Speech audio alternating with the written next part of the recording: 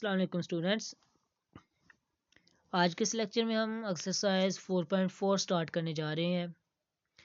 तो अगर इससे पहले वाला लेक्चर आप लोगों ने विज़िट नहीं किया है तो पहले वो विज़िट कर लें, क्योंकि उस लेक्चर में इस एक्सरसाइज से रिलेटेड हमने बेसिक कॉन्सेप्ट सीखे हैं, रूल्स सीखे हैं और उन रूल्स से रिलेटेड हमने एग्जांपल्स परफॉर्म की हैं। तो इस एक्सरसाइज का पहला सवाल मैं ज़रा तफसील से समझा दूंगा कि कैसे सॉल्व किया, क्योंकि बाकी सवालात जो है 1 से लेकर 20 तक वो सारे सेम होने वाले हैं, तो वो भी इसी मेथड से होंगे। ठीक है जी, और इससे हमारा टाइम भी बच जाएगा। तो पहला सवाल है जी हमारे पास 1 माइनस 4x² होल क्यूब। तो दोनों तरफ डिफ्रेंशिएट करेंगे विद रिस्पेक्ट टू x, तो हमारे पास ये यहाँ पर लगेगा पावर रूल। तो पावर आ जाएगी स्टार्ट पे और इस फंक्शन की पावर में से एक कम कर दिया, और जिस फंक्शन की पावर कम की है उसका साथ में डेरिवेटिव आ गया। अब इसका डेरिवेटिव चूंकि हमारे पास 1 पे भी अप्लाई होगा और -4x² पे भी अप्लाई होगा। ठीक है ना जी, 1 पे अप्लाई हुआ तो डेरिवेटिव 0 आ गया, तो -4x² पे हुआ तो 4 चूंकि कांस्टेंट मल्टीपल है वो डेरिवेटिव से बाहर, और x² का डेरिवेटिव 2x आ जाएगा।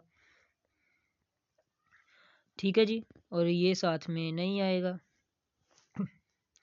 अब इसका डेरिवेटिव आ गया हमारे पास 2x, तो 0 माइनस 4 इंटू 2 8x आ गया माइनस का। ये 3 जो है हमारे पास वो -8 से मल्टीप्लाई हुआ तो -24 और साथ में x, और ये ब्रैकेट वाला फंक्शन वैसे ही, तो ये हमारे पास इसका आंसर आ गया। ठीक है जी, -24x into 1 -4x² whole square. अब इसका सेकंड वाला क्वेश्चन वो भी वैसा ही है जी।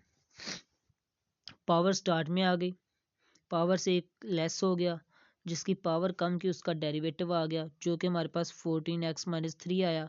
और इनको तरतीब से लिख दें, या मल्टीप्लाई करवाना चाहें आप स्क्वायर ओपन करके तो मल्टीप्लाई भी करवा सकते हैं, वरना आपका ये आंसर ठीक है। और यहाँ पर देखें स्क्वायर मिसिंग है, स्क्वायर आप लोग लिख लीजिएगा, इस वाले फंक्शन का स्क्वायर लिख लीजिएगा, वो मिसिंग हो गया है। अब थर्ड वाला क्वेश्चन है जी हमारे पास, वो आप लोग खुद ट्राई कीजिएगा, मैं आपको ज़ुबानी बता देता हूँ। पावर जो है वो 4 वो स्टार्ट पे आ जाएगी, इस पावर से एक कम हो गई, देखें पावर 3 आ गई, और इसका डेरिवेटिव आएगा 3x² - 2, जो कि ये आ गया। ये आप लोग प्रैक्टिस कीजिएगा इसकी। उम्मीद है आपको यहाँ तक, अगर आप लोगों ने प्रीवियस लेक्चर समझा है और ये जो पहले 2 क्वेश्चन हैं वो अच्छी तरह समझे हैं, तो आपको ये बाकी क्वेश्चन आसानी से आ जाएंगे। इनकी साथ साथ खुद भी प्रैक्टिस करें, साथ साथ लेक्चर देखते जाएं।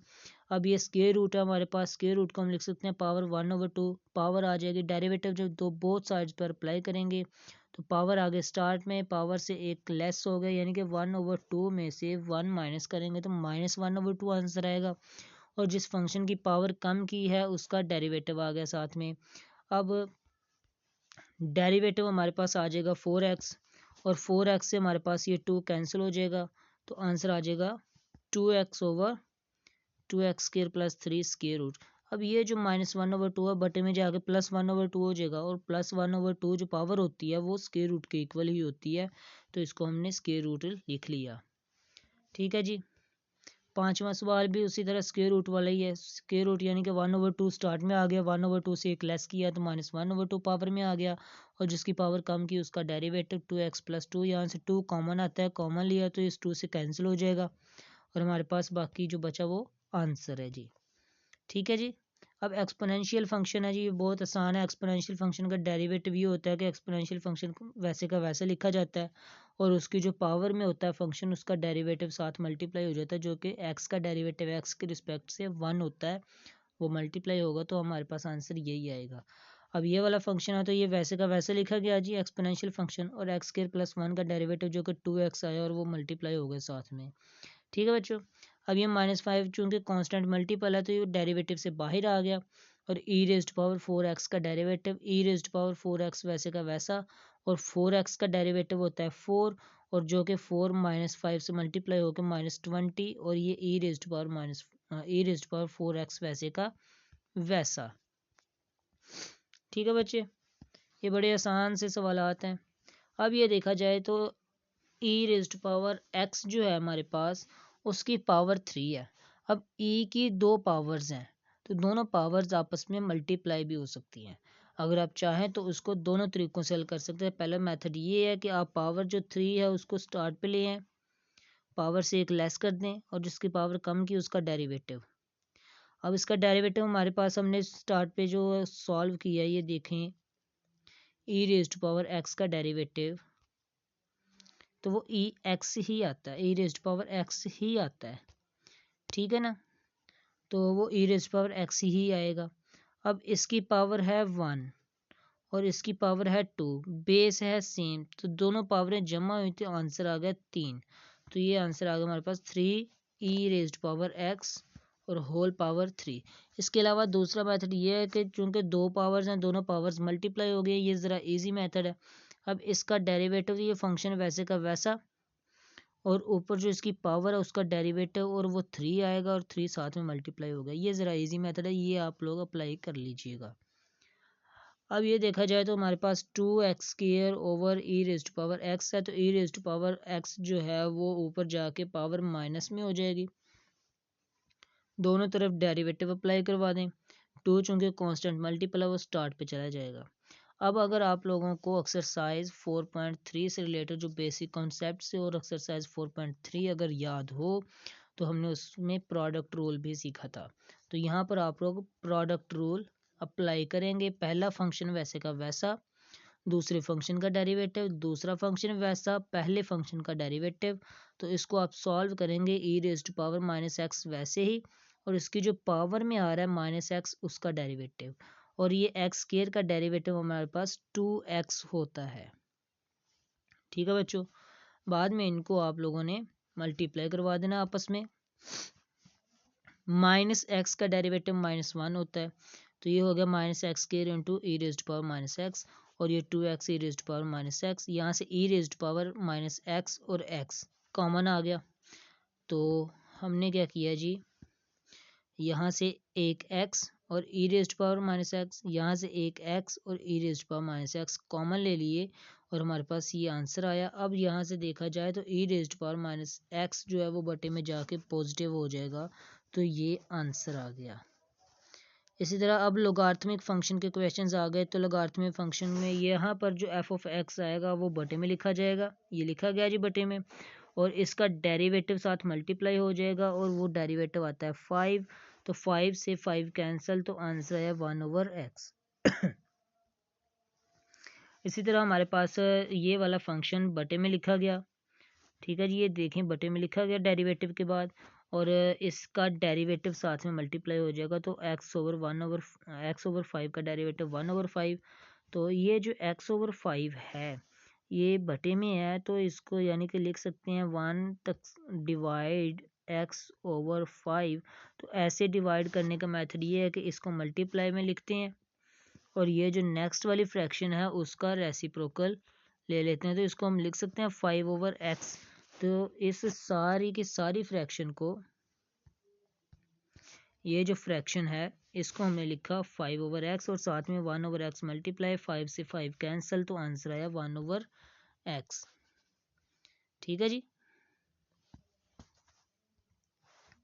नेक्स्ट क्वेश्चन है जी, ये लोगारिथम के अंदर जो फंक्शन है ये बटे में आ गया, ये देखें जी ये बटे में आ गया, और इसी फंक्शन का साथ में डेरिवेटिव मल्टीप्लाई होगा जो कि 2x आएगा। मल्टीप्लाई करवा के अगर कैंसिलेशन नहीं होती तो सिंपल आप इसका आंसर लिख दें। अब ये देखें एक एक्स स्क्वायर आ रहा है, एक लोगारिथम एक्स आ रहा है, दो फंक्शंस आ रहे हैं, तो यहाँ पर प्रोडक्ट रूल लगेगा। पहला फंक्शन वैसा ही, दूसरे का डेरिवेटिव, दूसरा फंक्शन वैसे ही, पहले का डेरिवेटिव। अब लॉग एक्स का डेरिवेटिव 1/x होगा, तो एक्स से एक्स स्क्वायर कैंसिल, तो यहाँ पर आंसर आ गया सिर्फ एक्स, ठीक है ना।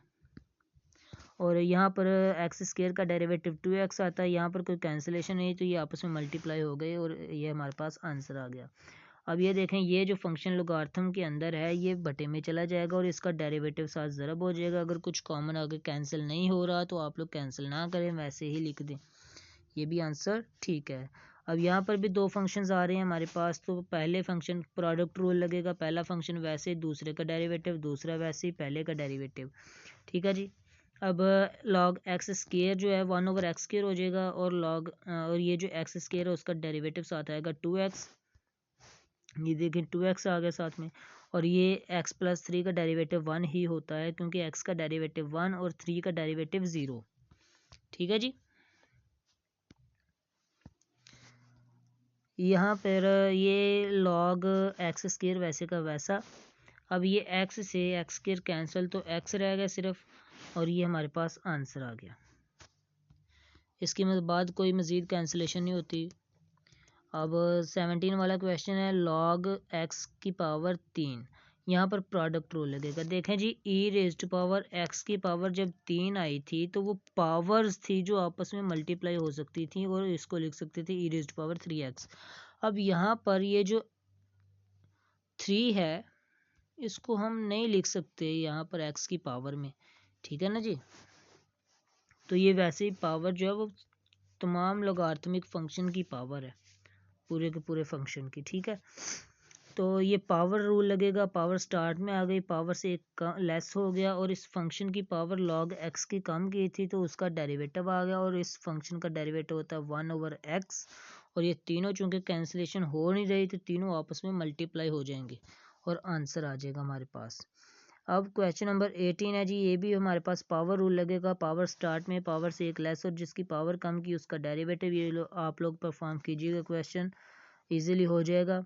ये 19 वाला क्वेश्चन भी वही है जी, हमारे पास लोगारिथमिक फंक्शन है, उसका डेरिवेटिव फाइंड करना है हमने जी। ये आ जाएगा, ये सारा का सारा फंक्शन रेसिप्रोकल में आ जाएगा अपने में, और इसका डेरिवेटिव साथ में ज़रब होगा।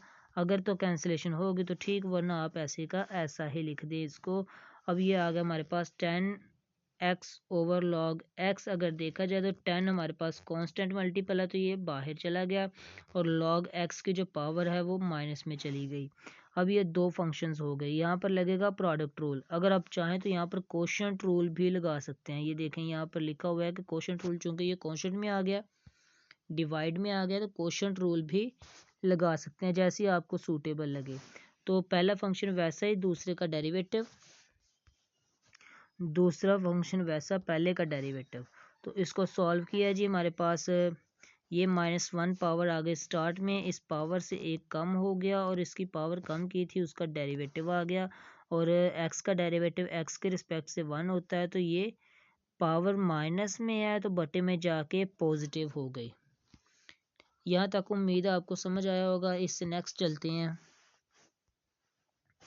अब ये माइनस की पावर x के साथ ही रहेगी, और ये पावर में जो -2 है वो बटे में जाकर +2 हो जाएगा। ये x से लोगारिथम x का डेरिवेटिव 1/x, तो x से x कैंसिल, तो हमने इसको सिंप्लीफाई किया तो हमारे पास यहाँ तक आंसर आया।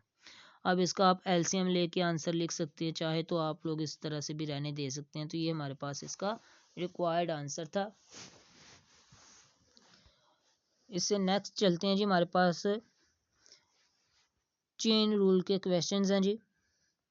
वाई फंक्शन दिया हुआ है और यू फंक्शन दिया हुआ है। वाई फंक्शन को हमने यू के रिस्पेक्ट से डेरिवेटिव लेना है और यू का एक्स के रिस्पेक्ट से। तो इनके आपने डेरिवेटिव्स फाइंड किए, तो इसका आंसर 5, इसका आंसर -3, इनको मल्टीप्लाई करवाएं और आंसर हमारे पास -15 आ गया। अब अगर चेन रूल का नहीं आप लोगों को पता है तो आप लोग प्रीवियस लेक्चर विजिट करें, वहाँ पर हमने ये तफसील से पढ़ा हुआ है। ठीक है जी। अब y फंक्शन हमारे पास है u स्क्वायर -3, इसका डेरिवेटिव u के रिस्पेक्ट से आ जाएगा 2u। ठीक है जी। और u वाला फंक्शन जो है वो x के रिस्पेक्ट से है जी 2x - 1, इसका डेरिवेटिव आ जाएगा 2। अब दोनों डेरिवेटिव्स के आंसर्स आ गए, दोनों डेरिवेटिव्स को आपस में मल्टीप्लाई करवा दें तो आपके पास dy/dx आ जाएगा, जो कि 4u है। ठीक है जी। और u की जगह पे आप उसकी वैल्यू 2x - 1 पुट कर दें तो हमारे पास आंसर आ जाएगा। अब ये देखें, y का जो डेरिवेटिव लेंगे वो u³ की इक्वल है, तो इसका डेरिवेटिव 3u² आ जाएगा। और u वाला फंक्शन जो है वो x³ + 3x + 1 की इक्वल है, तो इसका डेरिवेटिव आ जाएगा 3x² + 3। ठीक है जी। तो चेन रूल इस्तेमाल करें, दोनों को मल्टीप्लाई करवाएं, तो u की जगह पे उसकी वैल्यू ये वाली पुट कर दें, x³ + 3x + 1।